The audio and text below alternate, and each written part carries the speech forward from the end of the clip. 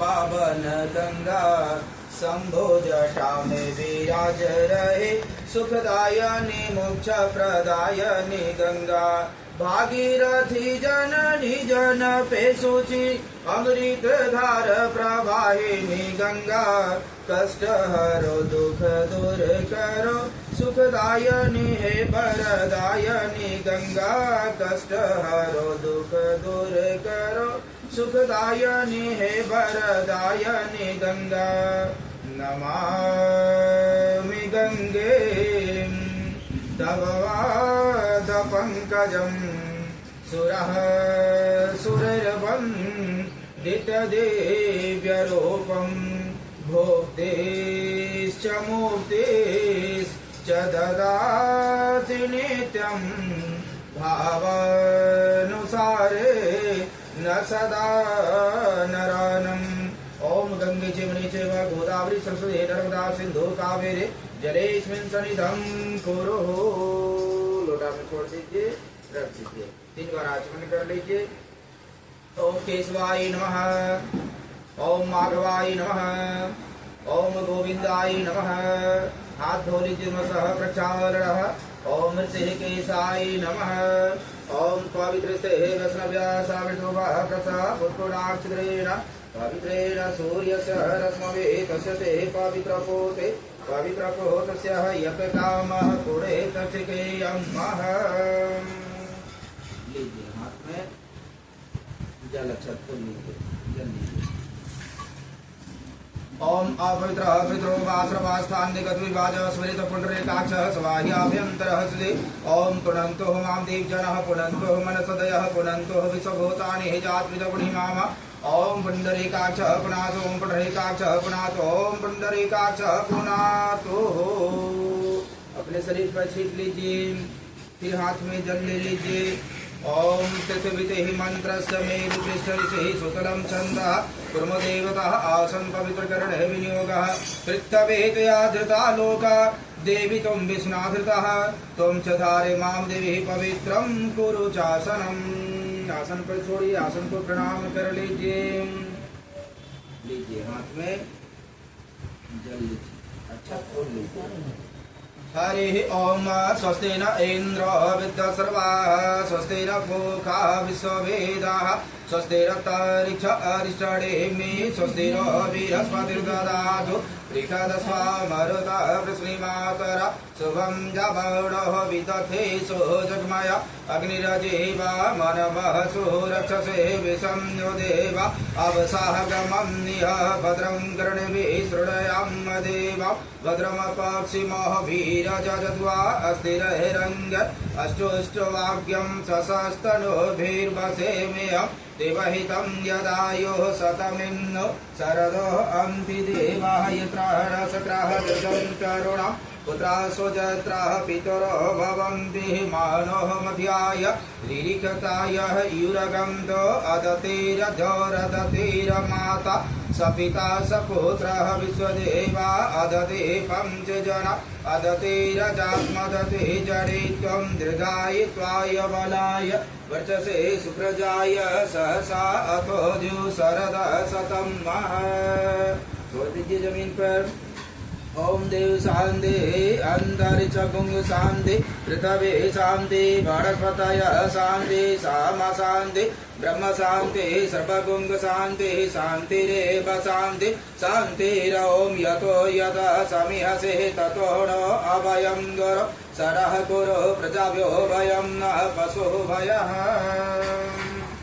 दीपक को जला दीजिए।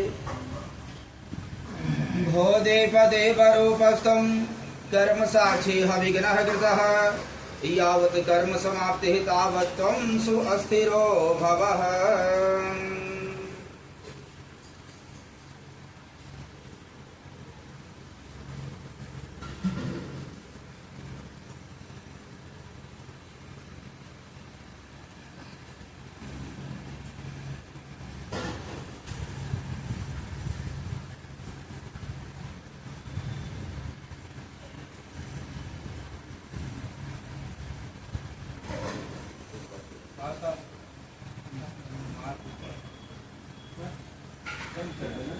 थोड़ा सा थोड़ा सा उधर घुमा इधर सामने के तरफ हाँ ठीक है फिर तो उधर ये उसी पे लगेगा, सामने ही लगेगा।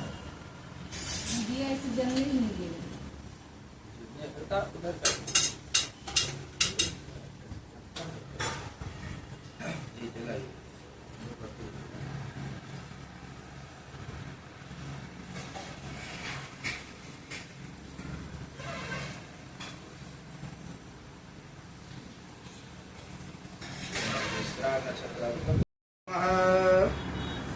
आप में अच्छा तो ले लीजिए, दीपक देवता से प्रार्थना कर लीजिए। भो देव देवरोपस्त्वं कर्म साक्षी विघ्नः कृतः यावत् कर्म समाप्तिः तावत् त्वं सुस्थिरो भवः। शुभं करोतु कल्याणम् आरोग्यं सुख संपदः शत्रुः बुद्धिः विनाशं च दीप ज्योतिर्नमोस्तुते। सर्वोपचार गंधापुष्पं समर्पयामि देवताभ्यो नमः। हाथ में जलक्षत फूल ले लीजिए, भगवान श्री हरि विष्णु जी के मन में ध्यान कर लीजिए। सच्चिदानंद रूपाय विश्वोत्पत्त्यादहेतवे ताम्रपतय विनाशाय श्री कृष्णाय वयं नमः। ओम नमो भगवते वासुदेवाय। ध्यानाचे पुष्पं समर्पयामि श्री विष्णुवे नमः। श्री नारायणाय नमः। आसन पर रख दीजिए, आसन पर रख दीजिए।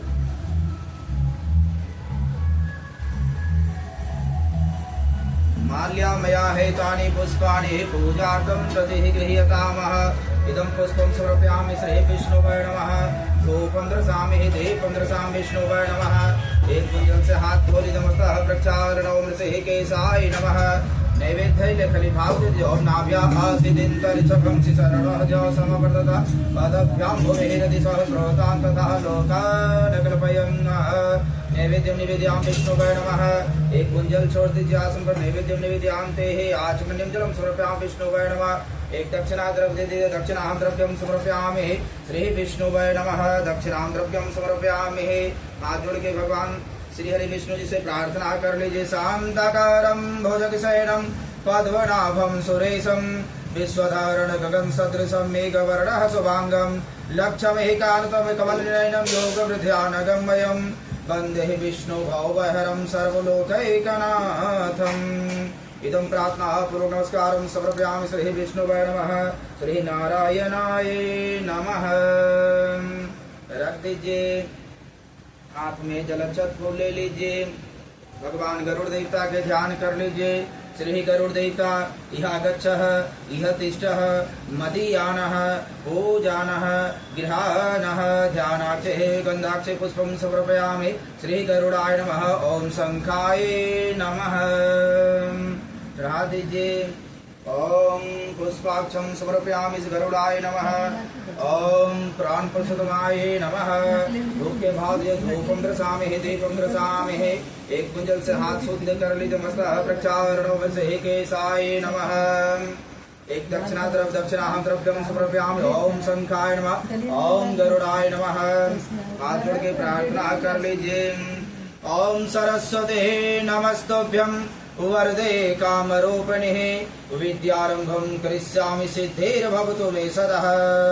शुक्लं ब्रह्म विचारसा प्रमामाध्यां जगद्व्यापिनी वीणा पुस्तकधारिणी भेदां जाढ्यां रस्य स्फाटिकमालिकां विद्वतिः पदनाश संस्था वन्दे त्वां परमेश्वरी भगवते बुद्धिप्रदां शारदाम्। चढ़ा दीजिए। हाथ में जलक्षत ले लीजिए। पुस्तक के ध्यान कर लीजिए। श्री पुराण पुरुषोत्तमाय देवताय आगच्छः इह तिष्ठः मदीयानः पूजानः गृहानः ध्यानाक्षे पुष्पं समर्पयामि। ओम पुराण पुरुषोत्तमाय नमः। धूपं दीपं समर्पयामि पुराण पुरुषोत्तमाय नमः। एक कुंजल से हाथ को शुद्ध कीजिए। मस्तः प्रक्षालनः। ओम एक दक्षिणा द्रव्य दे दीजिए। ओम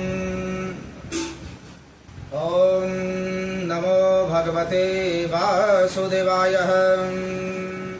या देवी सर्वभूतेषु विद्यारूपेण संस्थितः नमस्तस्यै नमस्तस्यै नमस्तस्यै नमो नमः। इदं प्रातः पूर्वक नमस्कारं समर्पयामि पुराण पुरुषोत्तमाय नमः। चढ़ा दीजिए।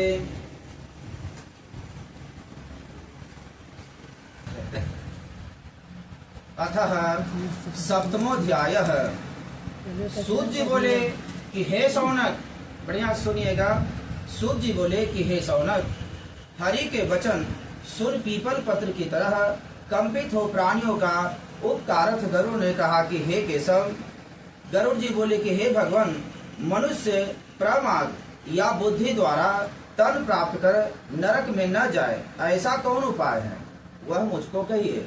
मतलब मनुष्य तन पाए और नरक में नहीं जाए, उसका कोई उपाय हम लोगों से बतलाइए। गरुड़ जी पूछे भगवान श्री विष्णु जी से, और श्री विष्णु जी उसका उपाय बता रहे हैं। अब सुनिए। संसार रूपी समुद्र में डूबे हुए तथा जो दीन है, पाप से जिनकी बुद्धि नष्ट हो गई है, जो विषयों में आसक्त हैं, ऐसे मनुष्य के उद्धार के लिए हे माधव कोई शास्त्रोक्त उपाय कहिए, जिन उपायों से मनुष्य सदगति की प्राप्ति हो। श्री भगवान कहते हैं कि हे गरुड़, तुमने मनुष्यों के हित के लिए बहुत अच्छा प्रश्न पूछा है। अब तुम कृपया सावधान होकर सुनो। मैं वह विस्तार पूर्वक कहता हूँ।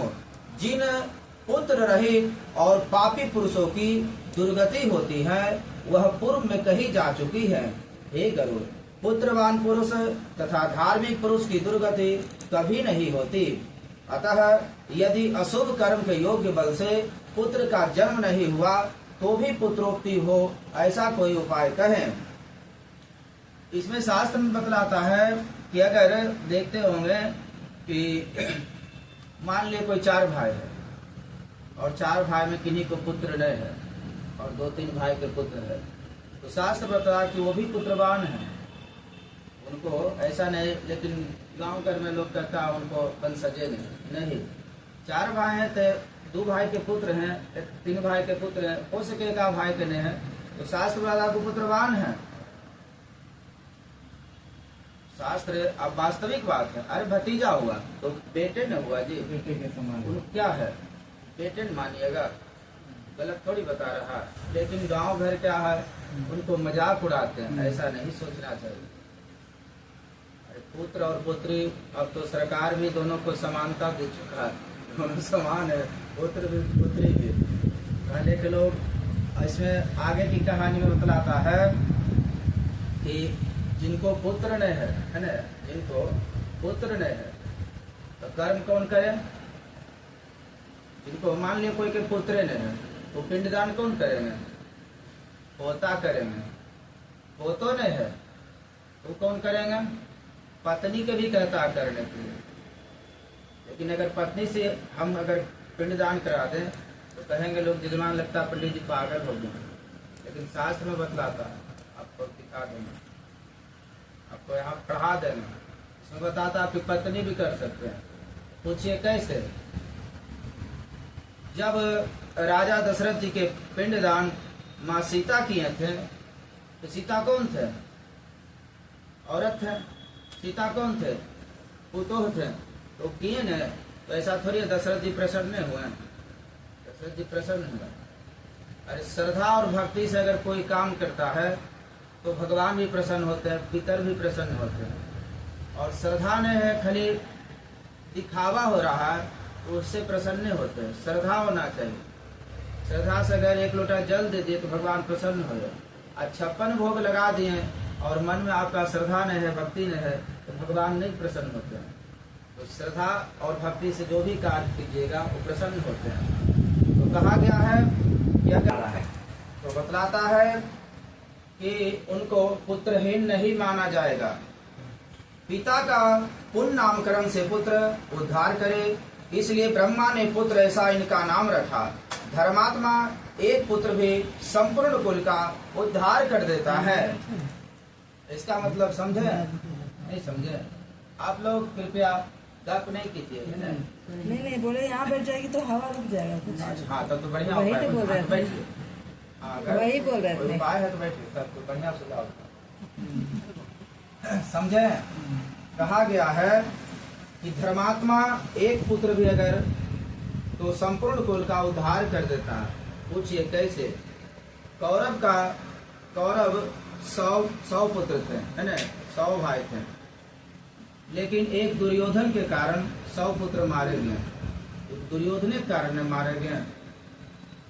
और पांडव 5 भाई थे, उनका विजय हुआ। इसलिए 100 पुत्र से मतलब नहीं, अगर एक पुत्र भी अगर बढ़िया आपका है तो समझिए 100 पुत्र के बराबर है। और 100 पुत्र है और कोई काम के नहीं है, तो कोई काम के नहीं, बेकार है। क्या है, कोई फायदा है? कहा भी गया है कि पूत सपूत तो क्यों धन संचय, और पूत कपूत तो क्यों धन संचय। अगर पुत्र आपका बुद्धिमान है, बढ़िया है, तो धन जोगने की आवश्यकता नहीं है, धन खुद प्राप्ति कर ले। अब पुत्र आपका बेकार है तो कोई काम नहीं, जो धन भी पड़ा है उसको बर्बाद कर देगा। उसमें बतलाता है कि धर्मात्मा एक भी पुत्र अगर आपके घर में हो गया तो कुल का उद्धार कर देगा, और पुत्र से स्वर्ग आदि लोक की प्राप्ति के लिए वह अनादि काल से श्रुति भी कहती है। इस तरह पुत्र महात्म्य वेदों में भी कहा गया है, मनुष्य पुत्र का मुख देख पितृऋण से मुक्त हो जाते हैं। पौत्र का स्पर्श करने से मात्र से देव, पितृ, मनुष्य इन तीनों ऋणों से मुक्त हो जाता है। इस प्रकार मनुष्य पुत्र, पौत्र और प्रपौत्र से यमलोक का अतिक्रमण कर स्वर्ग को प्राप्त करता है। बाह्य विवाह द्वारा विवाहित स्त्री का पुत्र स्वर्ग में ले जाता है, और अविवाहित किसी स्त्री से जो पुत्र होता है वह पिता को नरक में ले जाता है। हे गरुड़, इसलिए हीन जाति के पुत्र का त्याग करे।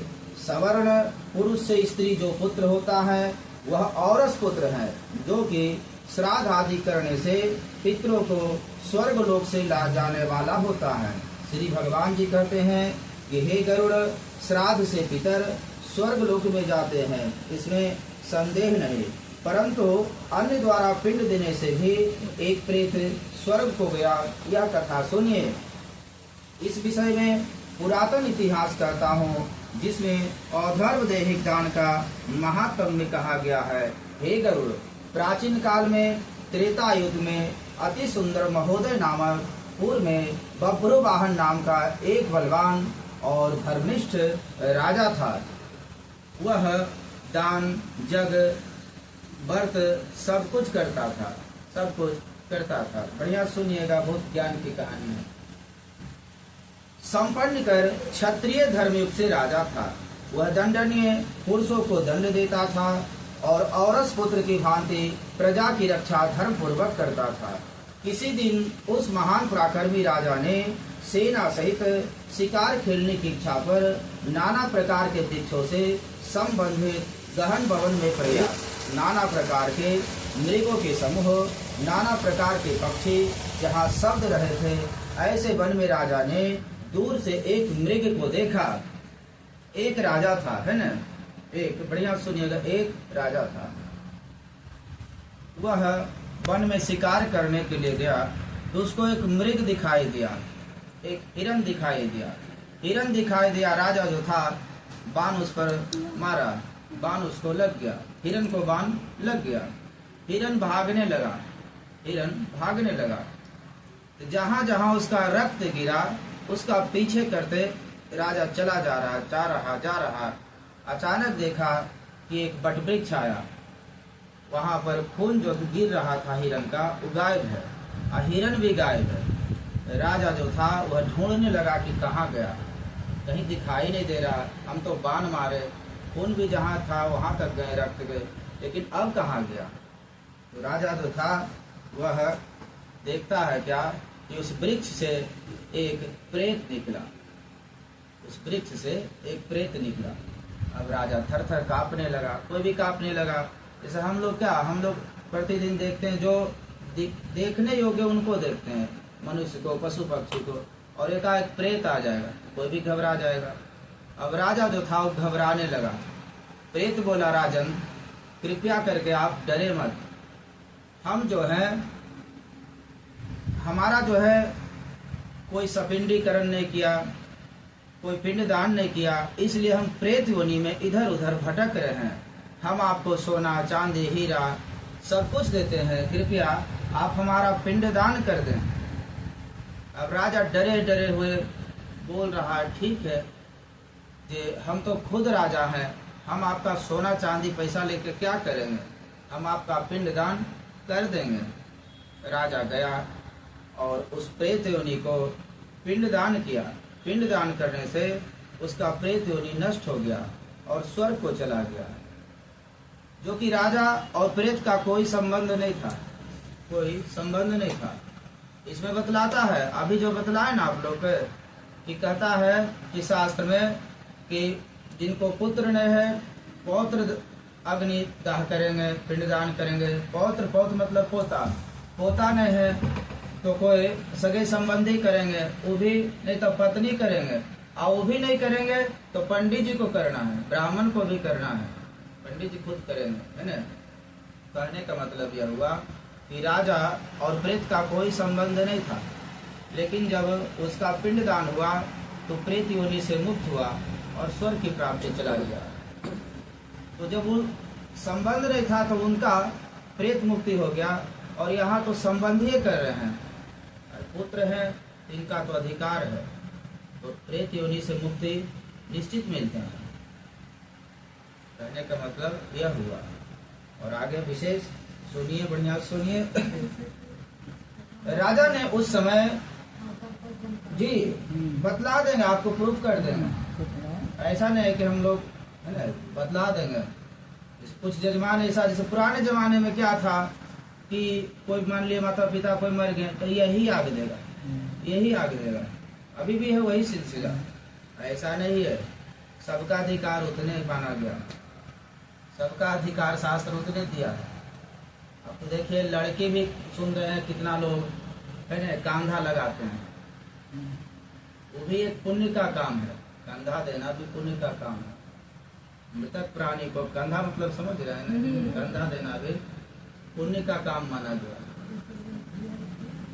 जाते जाते जो है आशीर्वाद देते हैं, जाओ आशीर्वाद देते हैं, पुत्रवान रहो, धनवान रहो, कीर्तिवान रहो, सब कुछ आशीर्वाद देते हैं। इसलिए 100 यात्रा में जाना शुभ माना गया। भगवान जी देखते हैं, बाबा भोलेनाथ जो है वो श्मशाने में रहते हैं। बाबा भोलेनाथ तीनों लोक के स्वामी त्रिदेव, वो श्मशान में रहते हैं। श्मशान में औरत को इसलिए जाना मना होता है कि औरत का दिल जो है थोड़ा कमजोर होता है। औरत औरत होते हैं, मर्द मर्द होते हैं। इसलिए अब मान लो वहाँ गए, अब देख रहे वहाँ दाह संस्कार देखने लगे, हो सके वो बेहोश हो जाए, गिर जाए, है ना, इसलिए उनको रोक माना गया है।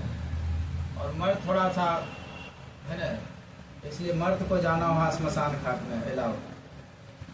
कुछ कुछ नहीं मानते तो वो भी चले जाते हैं, वहाँ भी चले जाते हैं। कितना लोग जाते हैं, देखते हैं कोई कोई औरत भी वहाँ चले जाते हैं, वहाँ नहीं जाना चाहिए। तो राजा ने उस समय एक वटवृक्ष को देखा, उसकी छाया को देखते ही मन को हरने वाले विस्तृत डालों से युक्त और पक्षियों के संग में सब दान संपूर्ण वन के वृक्ष मूल का आश्रय लिया। वह राजा बैठ गया। वहाँ राजा ने एक प्रेत को देखा। उस प्रेत की क्षुधा तृष्णा आदि से इंद्रियां व्याकुल थी। उस ऊंचे केस वाले, मैले शरीर वाले, कुबड़े मांस रहित, भयानक रूप वाले प्रेत को राजा ने आश्चर्य युक्त देखा। और प्रेत ने भी भयंकर वन में आए हुए राजा को देख प्रसन्न चित्त हो राजा के पास आकर उसने यह कहा कि हे राजन, आपके संयोग से प्रेतत्व का त्याग, उत्तम गति को प्राप्ति हो, मैं अपने आप को धन्य मानता हूँ। प्रेत के ऐसे वचन सुन राजा बोले कि हे प्रेत, काल रूप और भयानक मुख ऐसे अमांगलिक प्रेत रूप को किस कर्म योग से तुमने प्राप्त किया? तुम किस प्रेतत्व के कारण मुझसे कहो, तुम कौन हो? किस दान से तुम्हारा प्रेतत्व छूटेगा, वह मुझसे कहिए। राजा के ऐसे वचन सुन प्रेत बोला कि हे निरपश्रेष्ठ, मैं प्रारंभ से लेकर प्रेतत्व का कारण करता हूँ, जिसको सुन आप मुझ पर दया करो। वैदिक नाम के एक नगर था, वह संपादि से युक्त, अनेक देश के प्राणियों से, अनेक रत्नों से युक्त, घर देव मंदिर, अनेक प्रकार के राजभवनों से परिपूर्ण था। वेतात मैं उस नगर में सदा देवता का पूजन करता था। मैं जाति का वैश्य हूँ, मेरा नाम सुदेव था।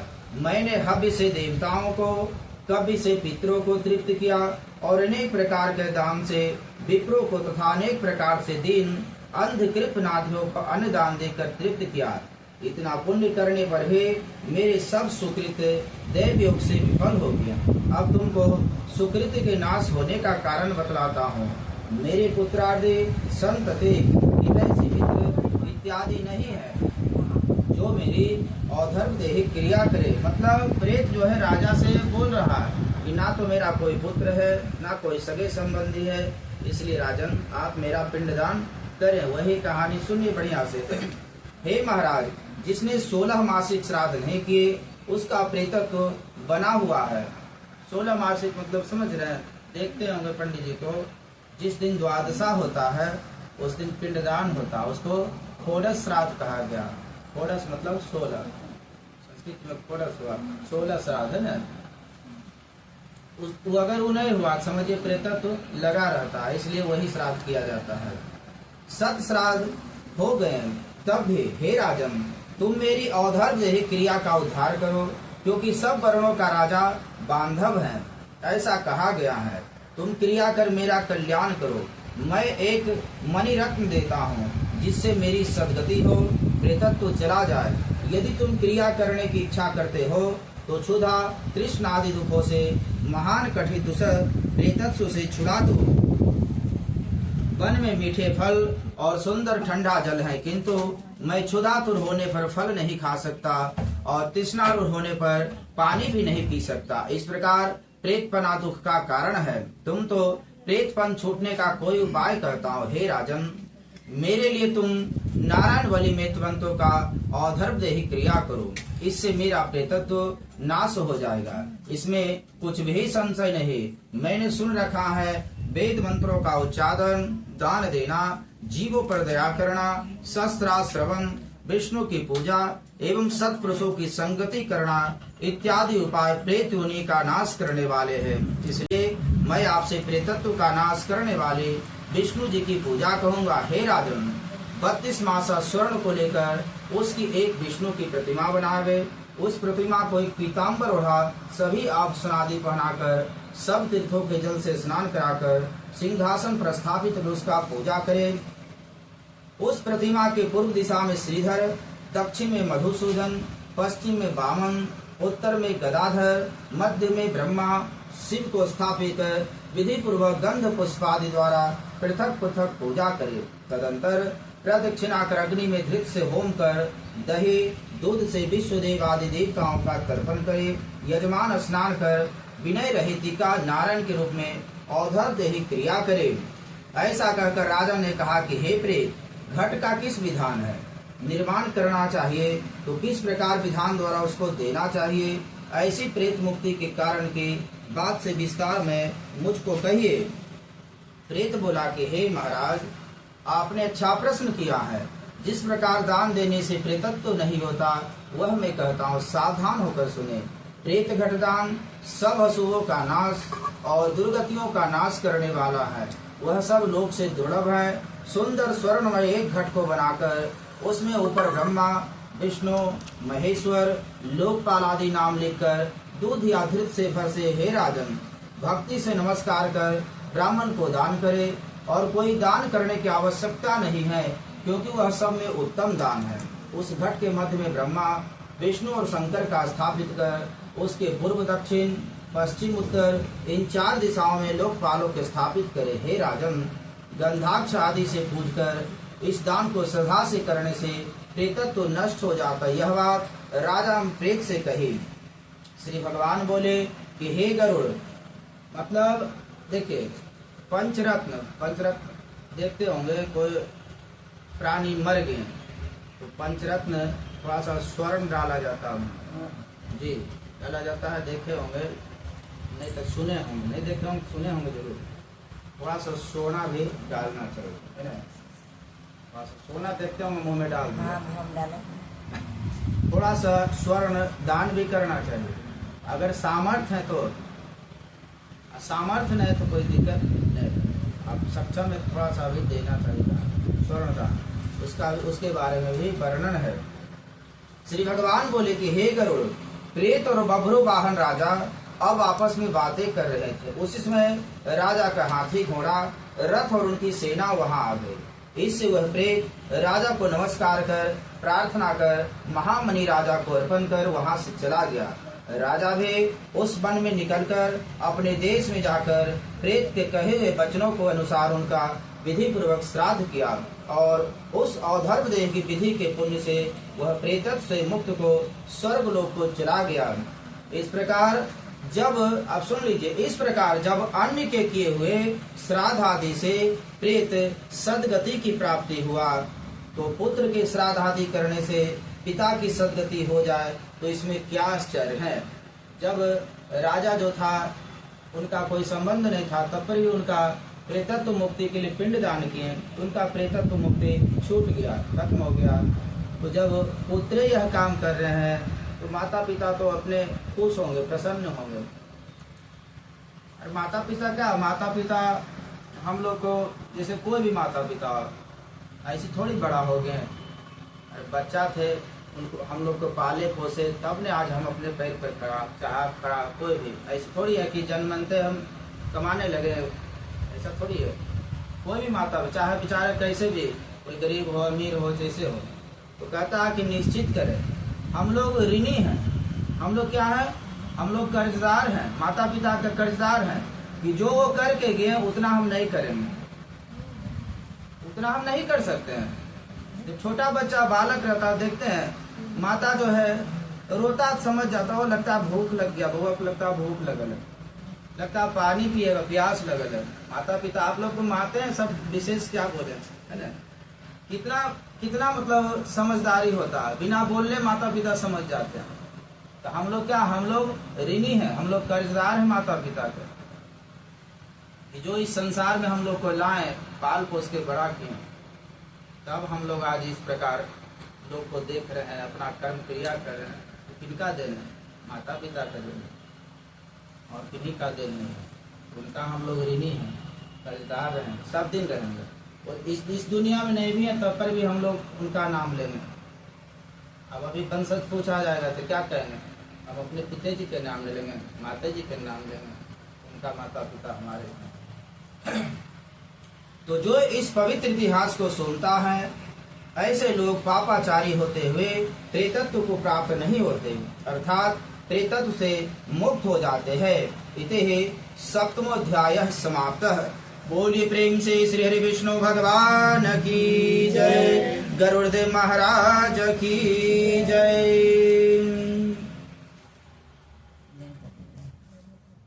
अष्टमोऽध्यायः। गरुड़ जी पूछते हैं कि हे भगवान, पुण्यात्मा मनुष्यों को परलोक संबंधी कृत्य करने योग्य हैं, वे सब पुनः मुझसे कहिए। पुत्र आदि अंत समय के दान आदि को कैसे करे, वह भी कहिए। श्री भगवान बोले कि हे गरुड़, मनुष्यों के हितार्थ तुमसे मैंने उत्तम बात पूछा है, जो तुमको धार्मिक पुरुषों के अंत समय करने योग्य कार्य करता हूँ। पुण्यात्मा मनुष्य वृद्धावस्था में शरीर को व्याधि से युक्त और ग्रहादय विपरीत देखकर कानों में अंगुली देने पर शब्द न सुनाई दे, तब निश्चय जाने के 6 मास के भीतर मृत्यु है। इसमें भय रहित आलस्य त्याग कर, मतलब अगर कोई वृद्ध हो गए तो भगवान का नाम लेते रहिए। ऐसे तो वृद्ध क्या, सबको नाम लेना चाहिए, जवान भी है, बच्चा भी है, वृद्ध है सब।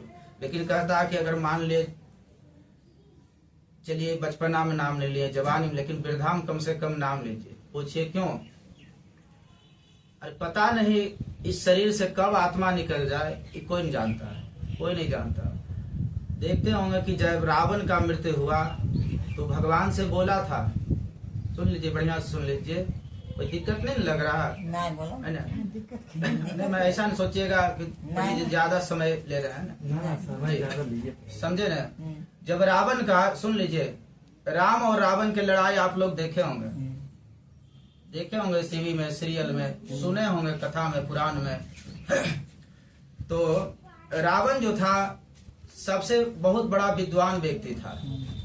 अच्छा, राम से तो पुल बना श्रीलंका पर आक्रमण करने के लिए। अब सोचिए कैसा कैसा खेला है, कैसा कैसा सुन के मतलब चकित लगता है।